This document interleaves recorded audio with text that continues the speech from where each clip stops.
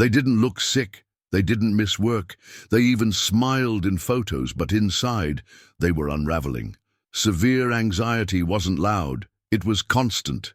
Tight chest, tense jaw, a racing heart that made no sense. Every morning, they woke up feeling like something terrible was about to happen, but it never did, and that was its own kind of torture. They weren't afraid of one thing. They were afraid of everything: crowds, emails, silence, their own heartbeat. Everyone said, "You should try medication." But something inside whispered, "There must be another way." This is not a story of perfection. This is a story of persistence, because one person decided to face anxiety without pills, without shortcuts, and found something far more powerful than relief. Control. Living with severe anxiety isn't just about the big breakdowns. It's about the hundreds of invisible ones no one else ever sees. They woke up each morning already exhausted, not from lack of sleep, but from the weight they carried in their chest. A tightness that never left. A tension that made it hard to swallow, hard to breathe, hard to be. On the outside, they held it together. They answered calls. They showed up to meetings. They made small talk at the coffee machine. But on the inside, their heart was pounding like it was trying to escape their body. They avoided mirrors, not out of shame, but because eye contact with themselves felt too vulnerable. Their thoughts ran in loops. What if I faint? What if I forget how to breathe? What if I lose control in public? Even simple tasks felt like survival missions. Grocery stores were a minefield of panic. Elevators felt like traps. And driving alone, terrifying. It wasn't laziness. It wasn't weakness. It was a brain locked in hyper-survival mode. And when they tried to explain it, people didn't get it. Some said, "Just calm down." Others said, "You're overthinking." They wanted to scream, "Don't you think if I could calm down, I would have done it already?" Every day became a battle between two selves, one who wanted to be present and another who only wanted to escape. Their safe zones kept shrinking. They stopped going to parties, then restaurants, then even walks around the block. They weren't living anymore. They were just managing symptoms. And barely, and still, through all of this, they never stopped hoping. Somewhere, buried beneath the racing thoughts and muscle aches, was the belief that there had to be another way to feel okay again, a way that didn't involve numbing or sedation, a way that came from inside. They didn't want to escape anxiety, they wanted to understand it, to work with it, to heal, and that quiet desire, even if it was only a flicker, was what kept them going. Before anxiety took hold, life was full. Not perfect, but full. They had routines, goals, laughter that felt real, sleep that came easily. They loved Sunday. Mornings, the slow kind, with tea and open windows. They used to feel present. Conversations weren't performances. Silence wasn't scary. The future wasn't a threat. They showed up for others and for themselves. They exercised because it felt good. They worked because they believed in what they were building. Even hard days felt like something they could handle, and joy wasn't rare. It was part of everyday life. That's what made the shift so disorienting, because when anxiety began, it didn't announce itself loudly. It crept in quietly, like fog settling over a field. First came the restlessness, then the sudden sweating in harmless situations. Then the way their mind wouldn't stop spinning, even at 2 a.m. Things they used to enjoy began to feel risky. Spontaneity became scary. Leaving the house started to require planning, deep breathing, mental rehearsals. They became hyper-aware of their own body, heart rate, breathing, stomach. Any small sensation could spiral into fear. Their world began shrinking, not all at once, but piece by piece. Friends noticed they were quieter lately. Family said they seemed on edge, but no one really knew how far they had drifted from the person they once were, because that person, the one who laughed freely, made plans confidently, and moved through the world with ease, felt like a memory. They missed that version of themselves more than anything. And the grief of losing that self was real. That's why, even at their lowest, a part of them kept whispering, maybe I can get back there. Maybe that version of me still exists. That quiet hope would become everything. It didn't happen. Overnight, there wasn't a single breaking point. It was more like a slow unraveling. It began with avoidance, skipping one event, then another, making excuses, telling themselves, I'm just tired or it's not a good time. Then came the physical symptoms: tight chest, racing heart, random nausea, sometimes dizziness, like the floor was tilting slightly under them. Doctors couldn't find anything wrong. Blood tests, EKGs, all normal, but it wasn't normal. They started dreading mornings, not because of what was on the calendar, but because of the unknown feeling that would greet them before their feet even touched the floor. Then came the overthinking. Every interaction was replayed, picked apart. Did I sound weird? Was that the right thing to say? Why did my voice shake? Phone calls became hard. Even texts triggered anxiety. Social media felt like a minefield of comparison. Everyone seemed happy, relaxed, thriving. They couldn't relate anymore. Sleep became a negotiation. They'd lie in bed with their heart racing, overthinking until 4 a.m., only to fall asleep an hour before their alarm went off. They Googled everything, every symptom, every theory. They downloaded apps, tried supplements, read blogs, joined forums. Some nights they cried without knowing why. Others, they felt completely numb, disconnected from themselves, from everything. And the scariest part? No one knew. Because they were still functioning, still showing up, still smiling in photos, still working. But inside, they were constantly scanning for danger. A panic attack in the middle of a meeting, a meltdown in line at the grocery store, a sense of something's wrong, even when nothing was. They began planning every outing with military precision. Where's the nearest exit? Can I leave if I need to? What if I embarrass myself? Anxiety rewired their entire life. It dictated what they could and couldn't do, where they could go, who they could be around. And still, the people said, but you seem fine. That sentence cut the deepest, because seeming fine was part of the prison. The spiral wasn't just in their body, it was in their identity. They started to forget who they were before the fear, started to believe that maybe this was just who they were now. Fragile, broken, unsafe, and yet in the quietest moments, a tiny voice still whispered, this isn't me, this isn't forever. That voice was faint, but it was still there, still fighting, and it was about to meet someone who would hear it. Even when they couldn't say it out loud, rock bottom didn't look like screaming or collapsing. It wasn't loud, it wasn't dramatic, it was silent. It came on a Tuesday. No crisis, no big event, just stillness. They were sitting on the couch, a mug of untouched tea in their hands, staring at the same spot on the wall they'd been staring at for what felt like hours. The TV was on, but they weren't watching. Their phone buzzed, but they didn't check it. They weren't sad.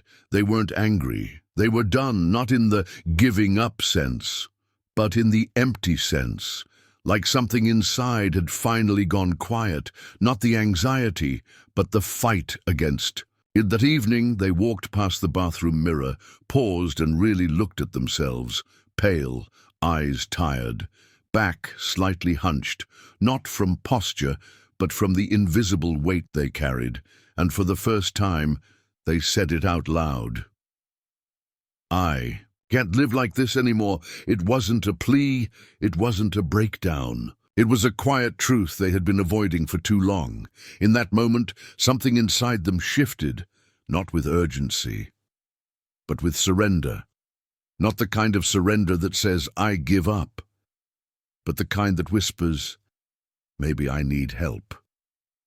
That was the moment anxiety stopped being just a background hum and became something they knew they had to face, on purpose, with intention. They didn't know how, didn't have a plan, didn't feel brave, but they knew they couldn't keep pretending, and strangely that honesty felt like relief. Because pretending to be fine was exhausting. Pretending to be strong was heavy. Pretending to not need help was lonely. And now, without even knowing it, they had taken the very first step toward healing.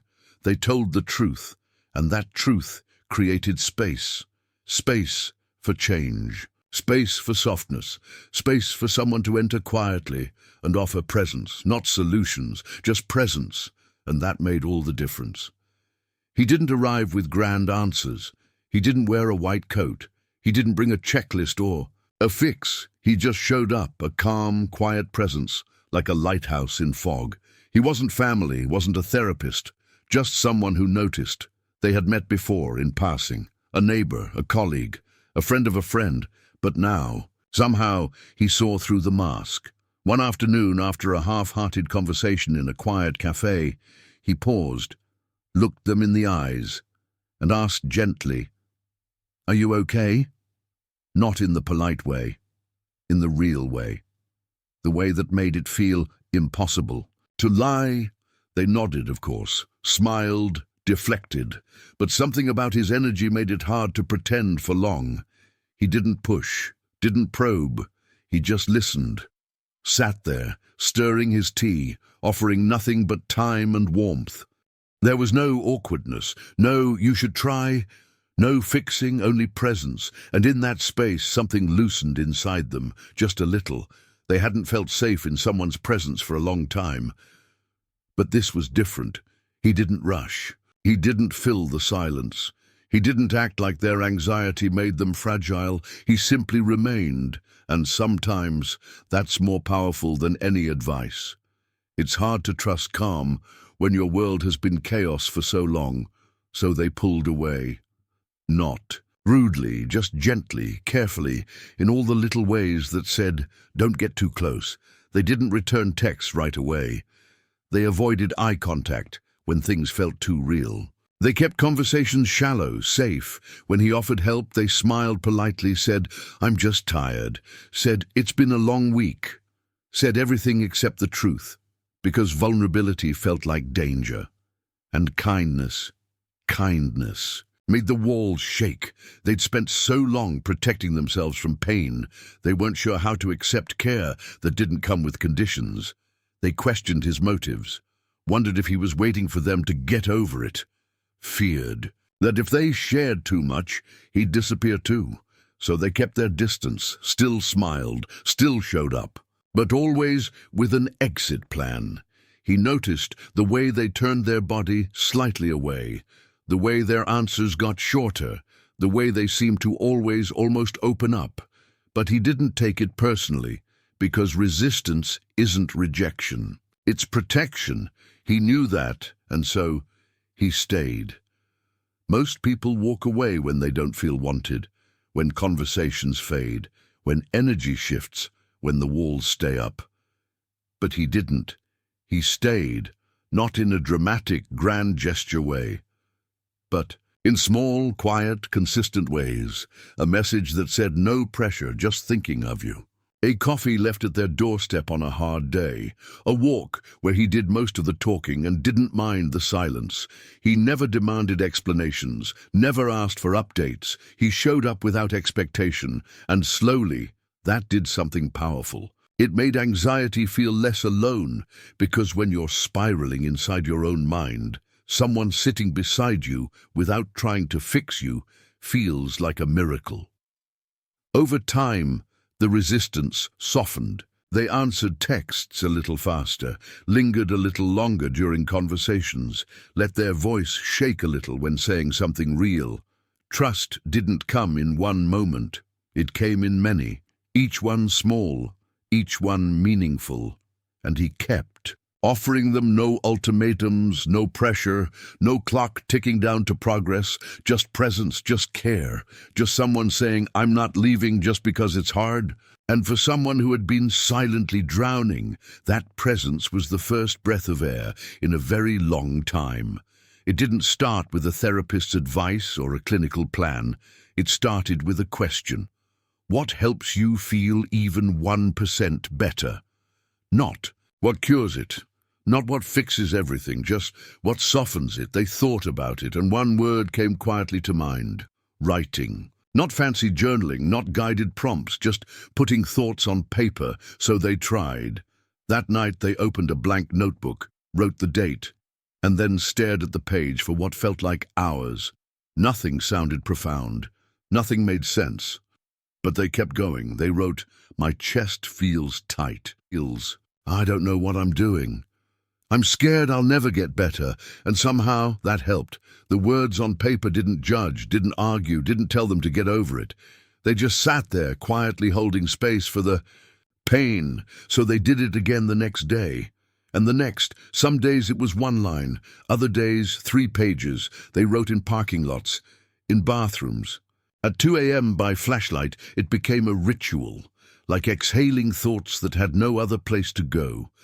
And over time, patterns started to appear. They noticed that mornings were hardest, that social media made their symptoms spike. That silence, oddly, felt safer than small talk. This wasn't therapy. It wasn't diagnosis. It was awareness.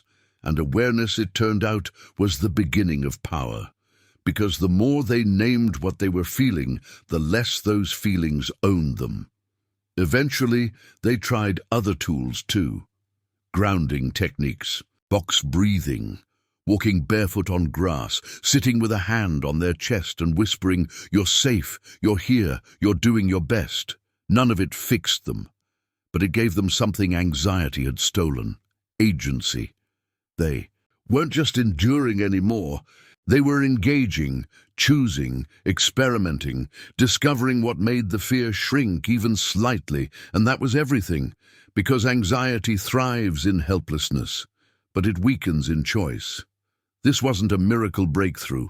It was a small, shaky beginning, but it was theirs, and that made it sacred. The change didn't announce itself. There was no grand moment, no background music swelling, just something small. They woke up one morning, same bed, same body, same worries, but noticed their hands weren't shaking.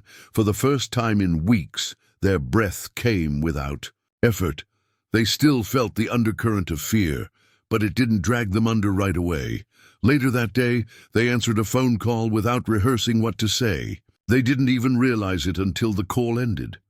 They smiled, not a huge grin, just a soft one. Unforced, unexpected. It felt like watching a plant sprout through cracked pavement. Tiny, fragile, but alive. That night, they fell asleep in under an hour, and when they woke the next morning, they realized something.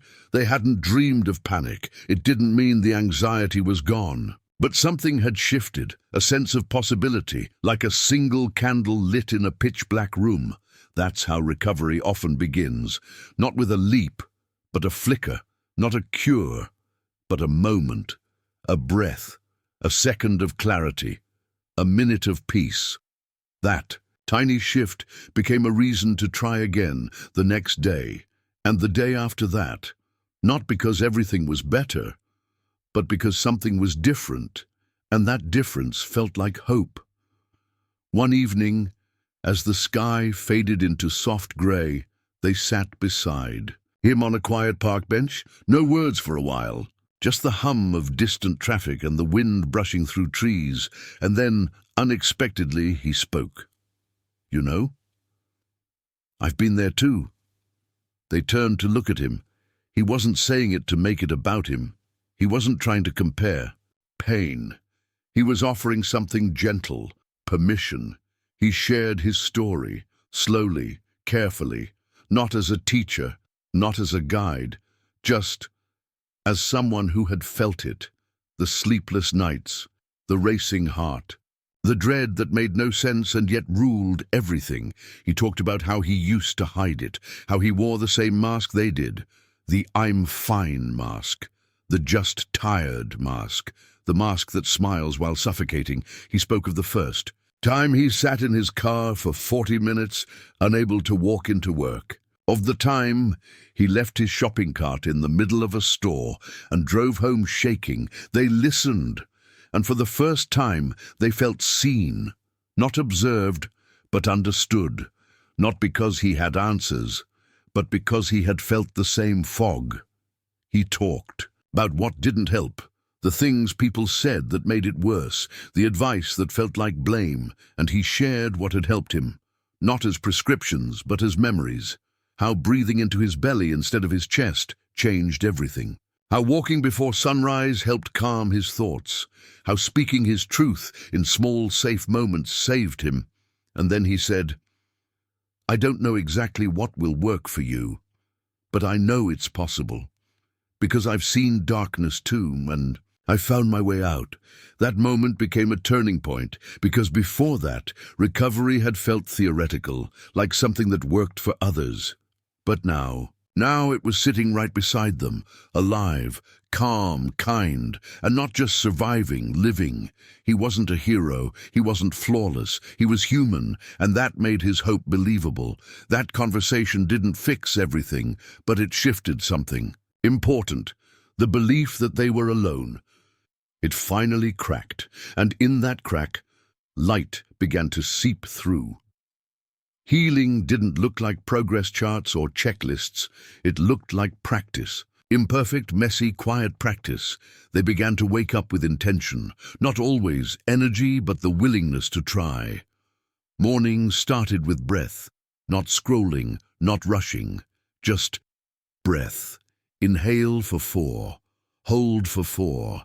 Exhale for 6. Over and over. Sometimes it calmed the storm, sometimes it didn't, but they kept doing it. They made space to journal, even on bad days, especially on bad days. They didn't try to be poetic or wise, they just wrote the truth. "I feel scared. I didn't sleep again. I miss who I used to be." And then, eventually, "I'm proud of myself for trying." They restructured their day, not for productivity, but for peace. They created small anchors, herbal tea after lunch, a walk at the same time each afternoon, a playlist that reminded them they weren't broken. They learned to track triggers, not to avoid life, but to understand it. They noticed how certain foods made their chest tighten, how certain people made their minds spiral, how even light, when too harsh, could bring discomfort. So they adjusted, gently, soft lighting. Soft fabrics, softer expectations. They reduced screen time, not as punishment, but as a kindness. They paused after every small win, made a list of what better looked like, not panic-free, but present, not fearless, but fear-aware. The helper checked in often, never intrusively, always kindly, sometimes just a text, "Proud of you," or a voice note, "You don't have to be perfect to be healing." There were setbacks. Moments when panic struck for no reason, days when all the tools seemed to fail, and on those days they used the most underrated tool of all, permission. Permission to rest, to cry, to cancel plans, to not pretend, and somehow this time they didn't spiral from the setback, they acknowledged it, held it, let it pass. They began saying no without guilt, and yes to things that used to scare them. A short trip to the bookstore, answering a phone call, looking someone in the eye while telling the truth. Each action, no matter how small, was a revolution. Recovery wasn't linear, but it was real. Not a return to the person they were before, but the birth of someone wiser, softer, stronger, and, most beautiful of all, they started to want things again, not just survive the day, but imagine more. Travel, laughter, connection, stillness. Their world, once so small and filled with fear, was beginning to open again. One breath at a time. Healing didn't just happen to them. They chose it, again and again, not because it was easy, but because they had come too far to go back. They became an active participant in their own recovery, curious, committed, compassionate. They started designing routines, not strict ones, but rhythms that honored their nervous system. They learned their body's language. the difference between a racing thought and real danger, the signals in their breath, the tightness in their stomach. They explored techniques with intention. Some days it was grounding, naming 5 things they could see, 4 they could touch, 3 they could hear. Coming back to now. Other days, it was movement, gentle stretching, walking, dancing in their room to songs from their childhood.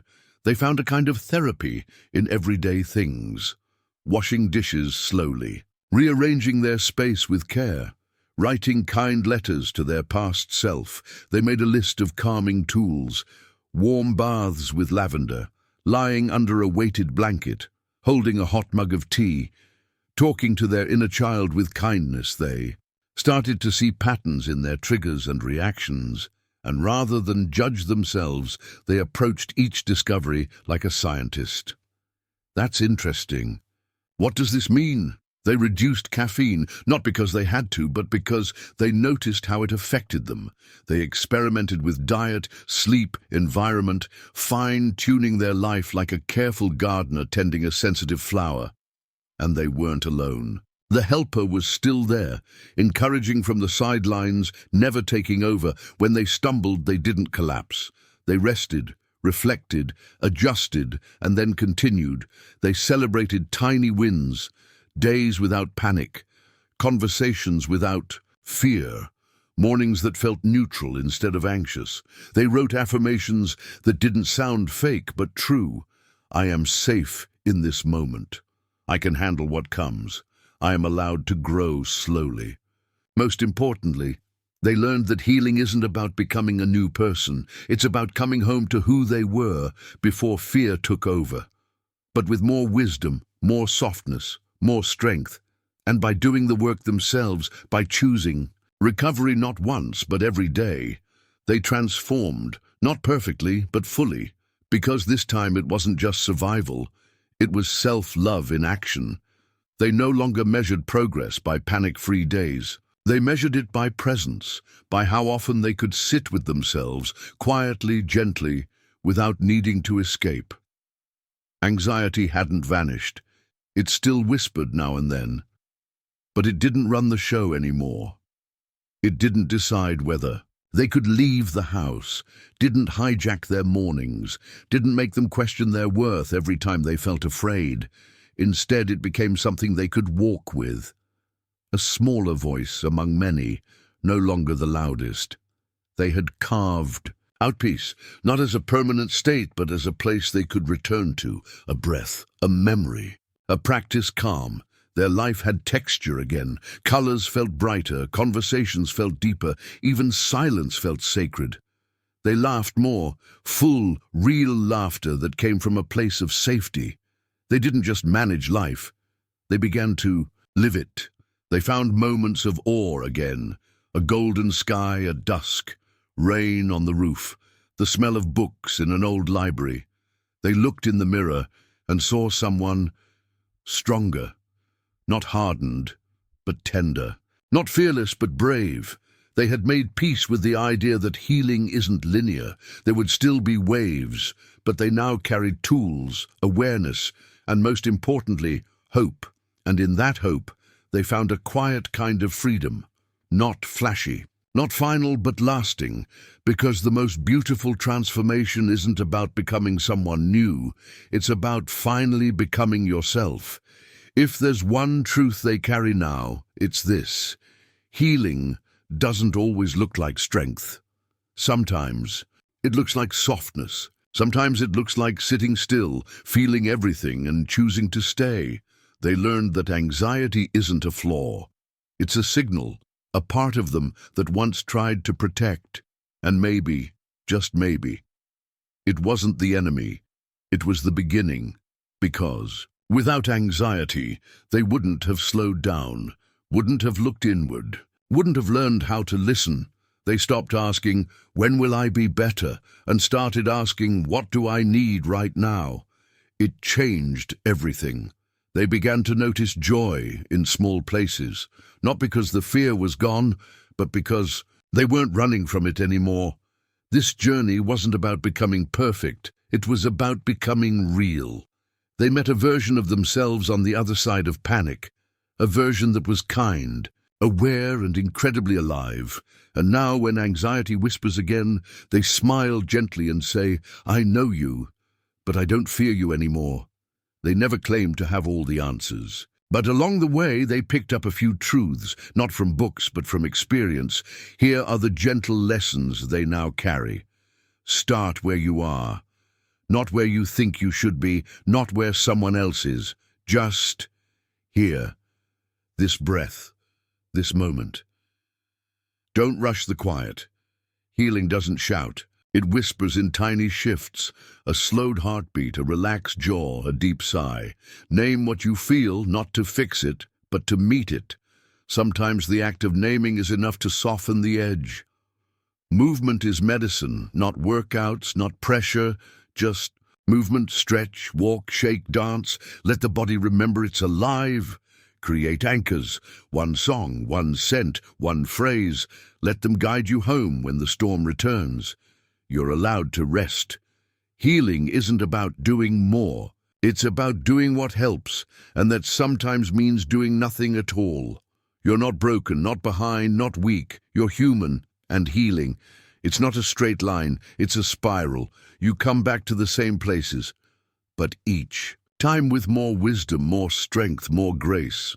So if you're in the thick of it right now, they hope you remember this.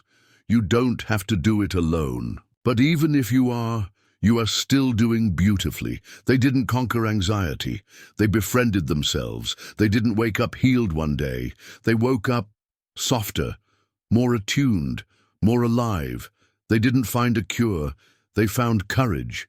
And slowly, the person buried beneath panic emerged, not flawless, not fearless, but free. Because the real victory wasn't the absence of anxiety. It was the presence of self. Now, when fear visits, they no longer collapse. They breathe, they listen, they say, "I know you, but you don't define me anymore." That's what healing looks like, not perfect, but powerful. So if you've ever whispered, "I can't live like this anymore," let this story be a hand on your back, a light in your dark, a quiet reminder you were never broken. You were becoming, and you still are. If this story brought you comfort, even in the smallest way, please give it a like. It helps this video reach someone who might be feeling what you felt and who may need this just as much. If you know someone who's walking through the quiet storm of anxiety, share this with them. Let them know they're not alone. And if you'd like more stories like this, real, raw, and gently hopeful, subscribe to this channel. There's another story waiting for you. Maybe it's the one you need next.